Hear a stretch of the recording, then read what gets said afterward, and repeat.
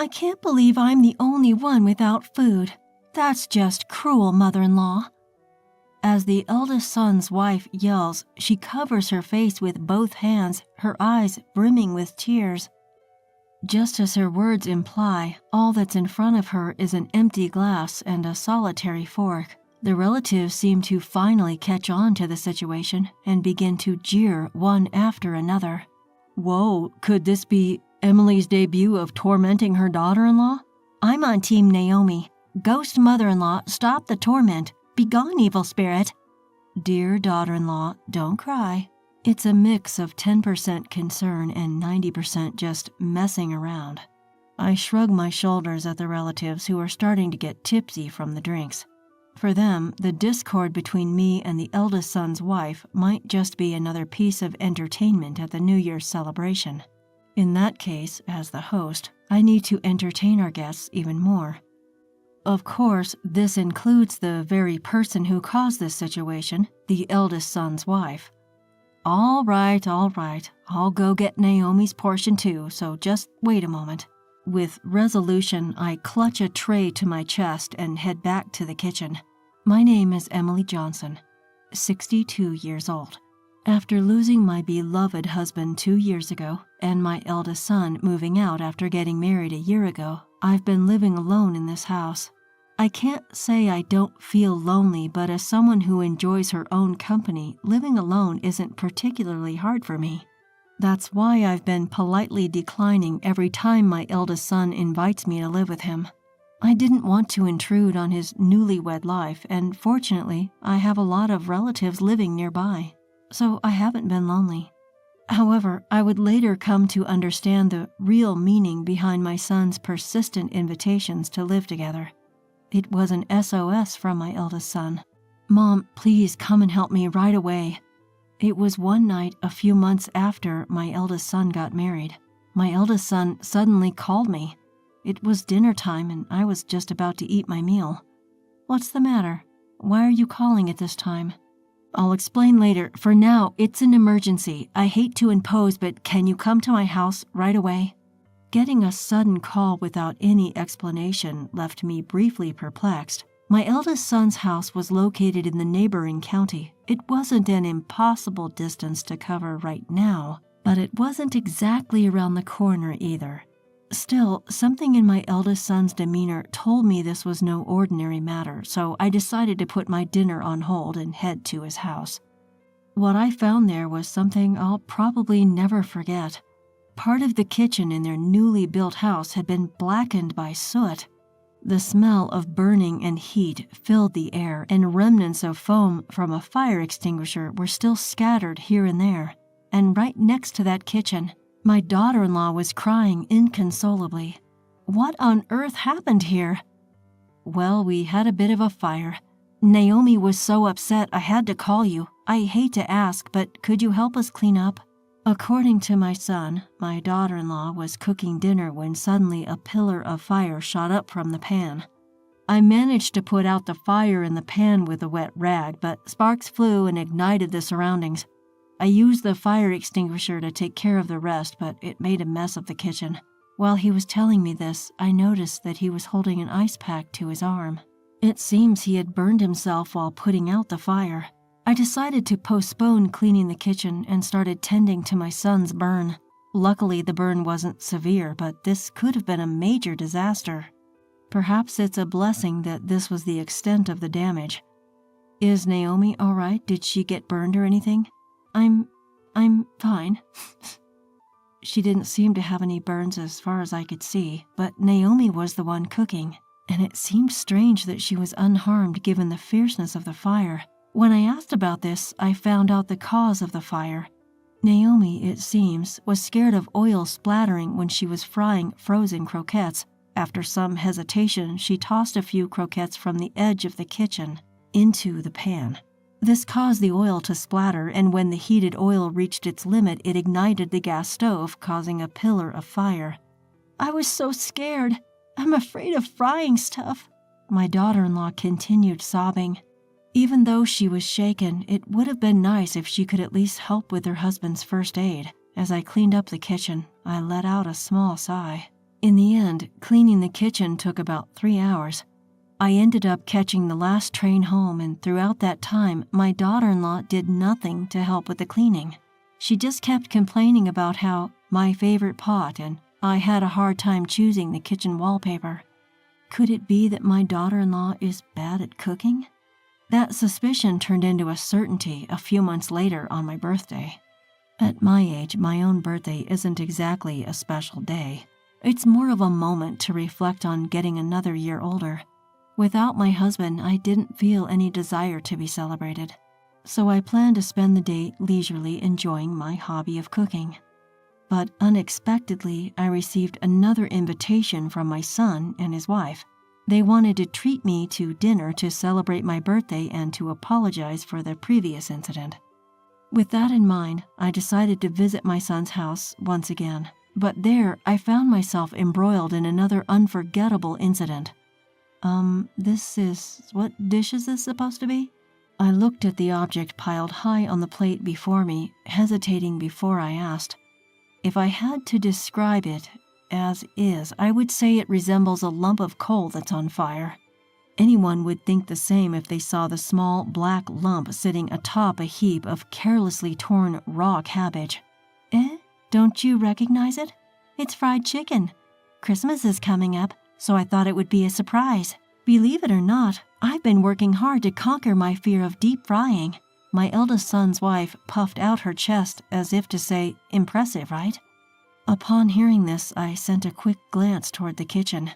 Despite the lingering signs of a fire incident, it seemed that a major catastrophe like last time was avoided.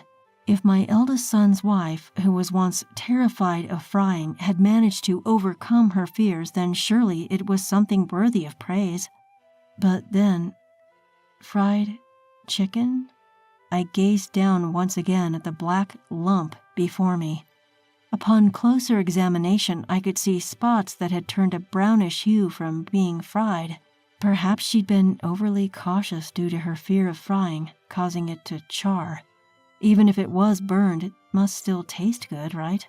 Despite my attempts at self-reassurance, it was a tough sell. But refusing to eat it was not an option. Looking at my eldest son, who was nervously hanging his head beside his excited wife, I braced myself to take a bite. The true value of a dish is not in its appearance.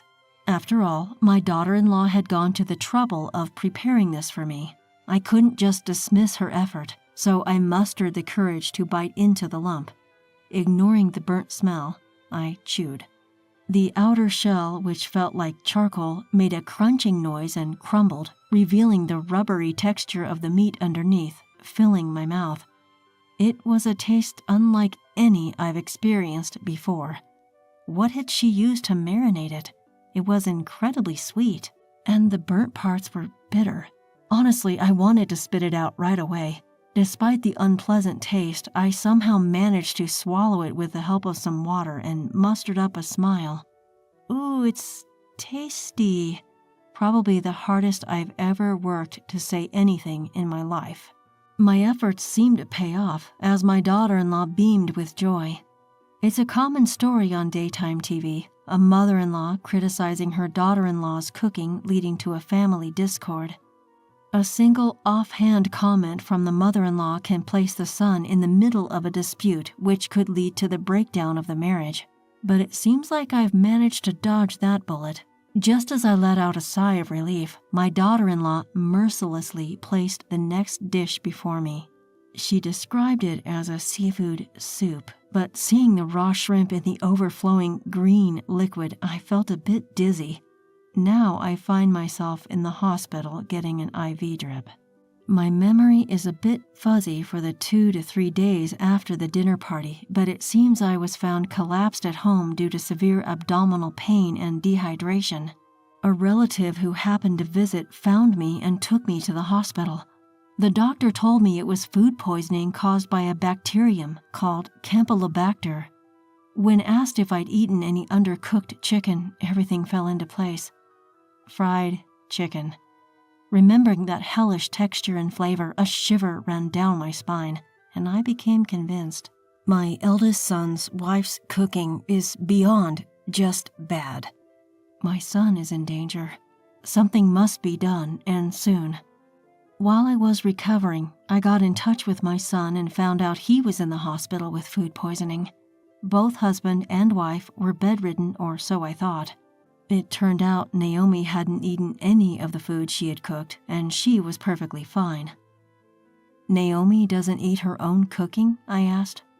I'm not sure about during the day, but she's on some sort of diet for breakfast and dinner, always eating salads and smoothies. That's probably why she doesn't realize how disastrous her cooking is, my son explained. But she must at least taste it, right? I argued. I don't know if she doesn't taste it or if she just can't tell it's bad. Either way, I'm at a loss, he replied. So you've been eating that food all this time? It's okay to have different tastes, but it's definitely bad for your health. Why not excuse yourself from it from now on? I suggested. While giving this advice, I had a change of heart. It might be difficult. When she caused the small fire, Naomi never apologized to the end and only complained. Even if we pointed out her poor cooking skills, she might not admit her faults. Worse, she might become agitated. My son seemed to understand this as well and laughed as if he had given up. At first, I couldn't stand the bad food and always wanted to live with you, but even if we live together now, Naomi has a high pride and won't relinquish the kitchen. She even gets furious when I try to cook.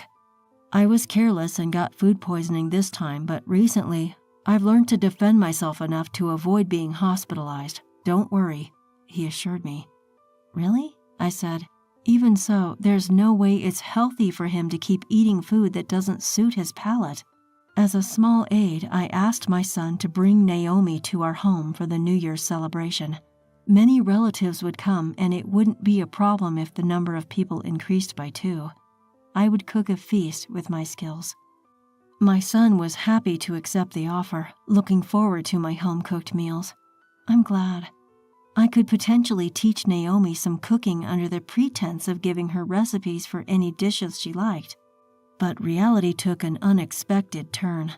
After celebrating the New Year with my son and his wife, who came over on New Year's Eve, I woke up in the morning to find the dishes I had prepared over several days completely changed. When I went to the kitchen and saw the catastrophe, everything went dark before my eyes.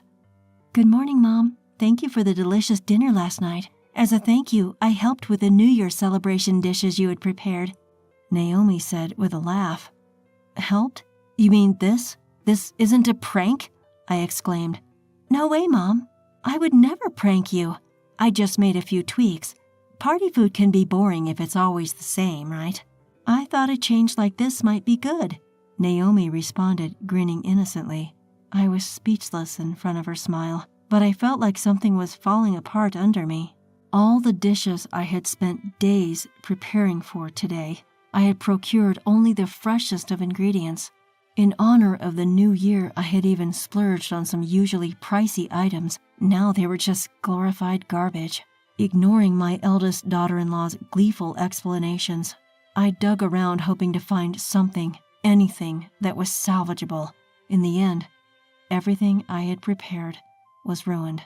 The only things unscathed were prepackaged foods, beverages, and a few ingredients.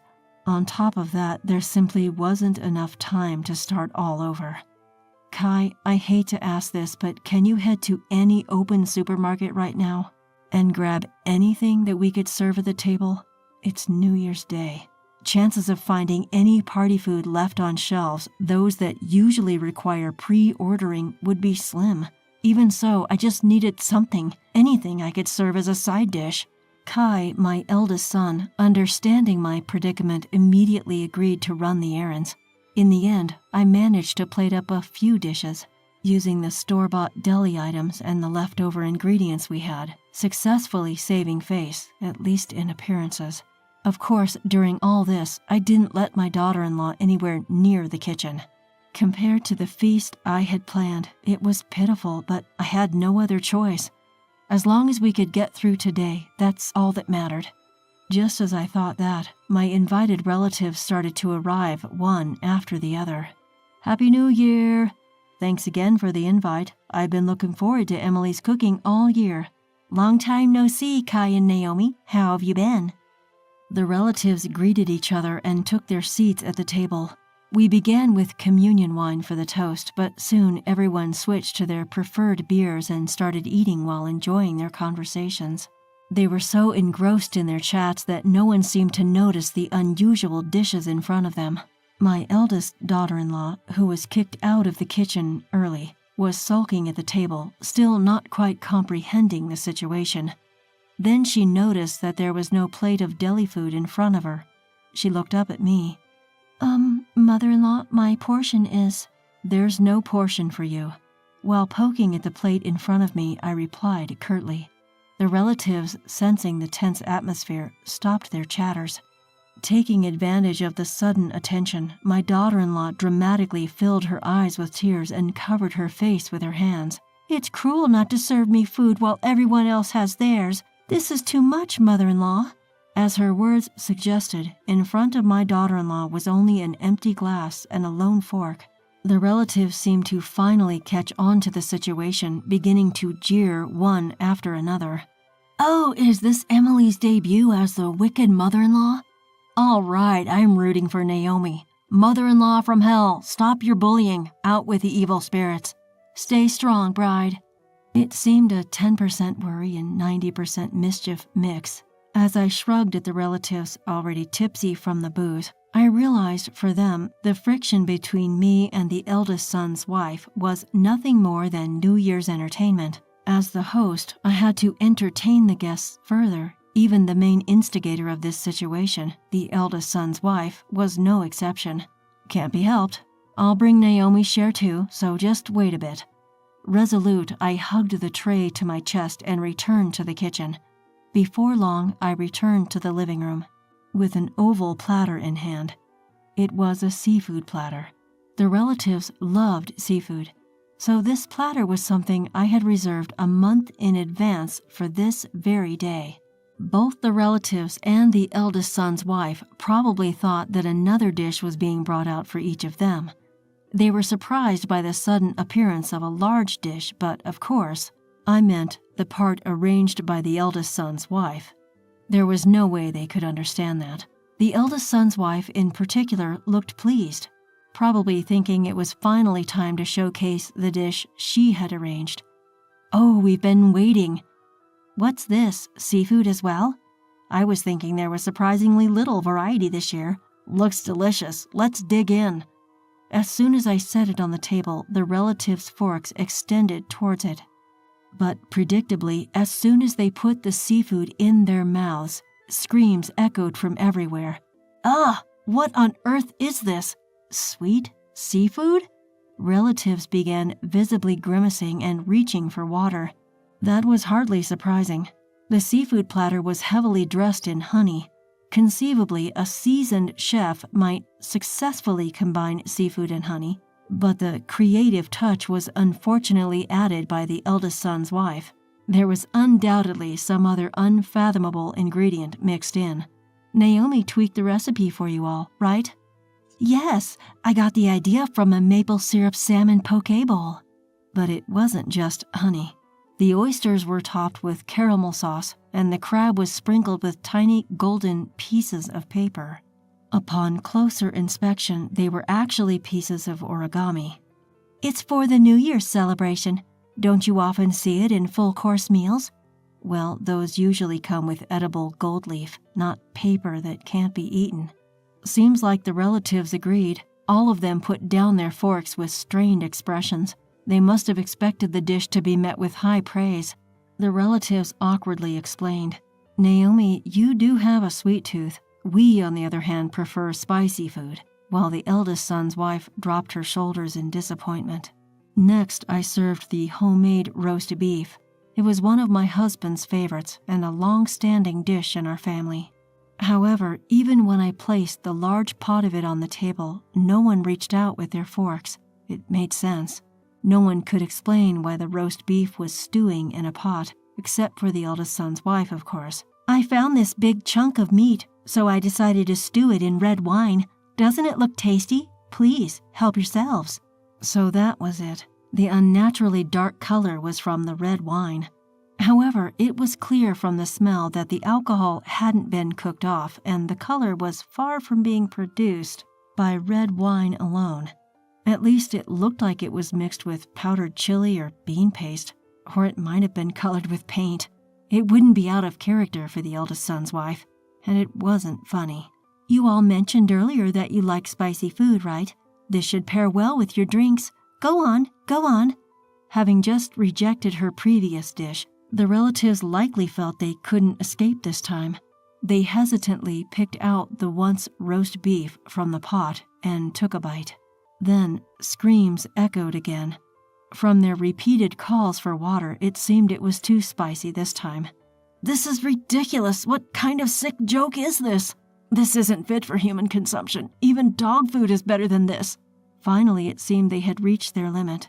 One after another, harsh words were hurled at the eldest son's wife. Upon witnessing the relatives' reactions, the eldest son's wife finally understood the harsh criticism her creative dish received, and she burst into tears. You're all so cruel. I worked so hard on this. Turning Mom's cooking into garbage and then complaining about it? Unbelievable.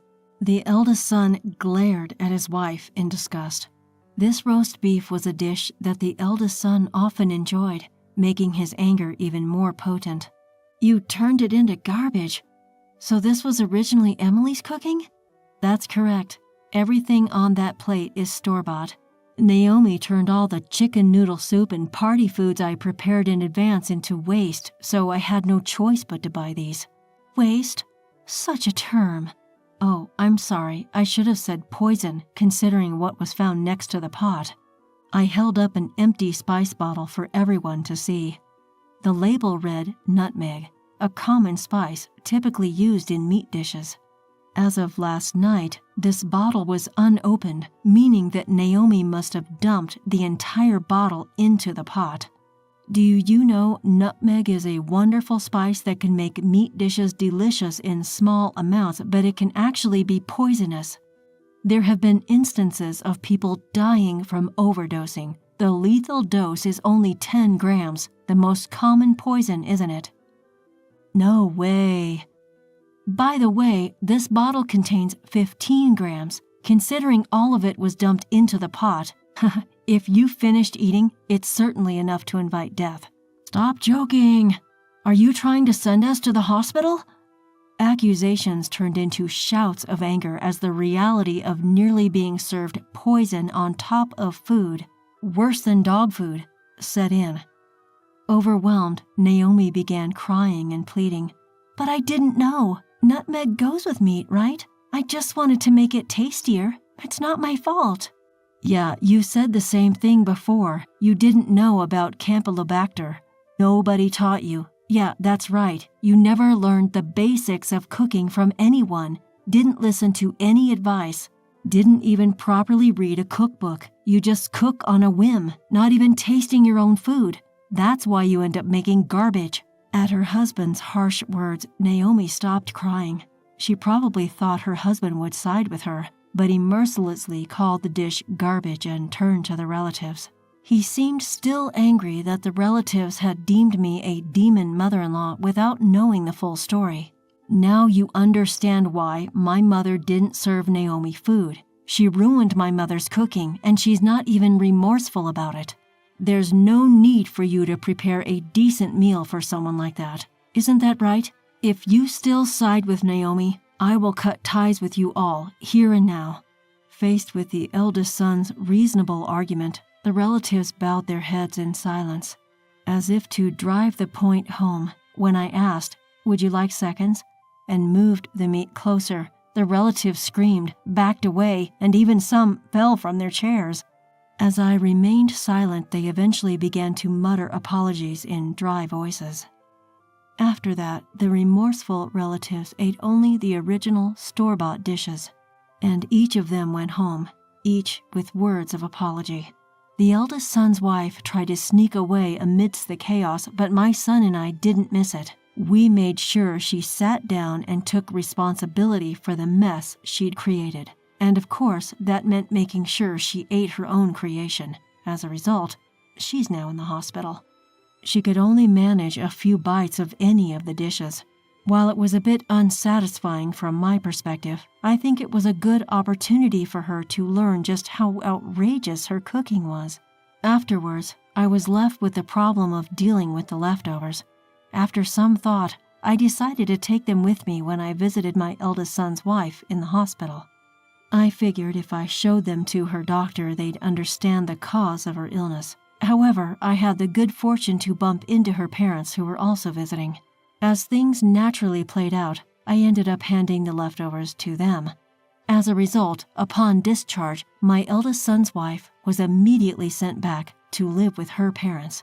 Her parents apologized profusely, saying things like, "We had no idea she was feeding Kai such horrible things," and "We don't need any money for medical expenses. If you want to divorce, we're okay with that." So my son and I, who had been harboring resentment all this while, finally felt like we could let it go.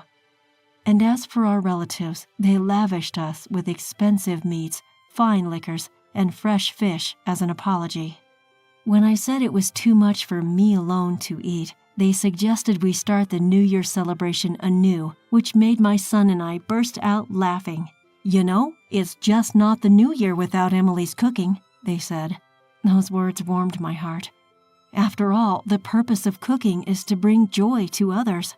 So I will continue to hone my skills and make those who look forward to my cooking smile.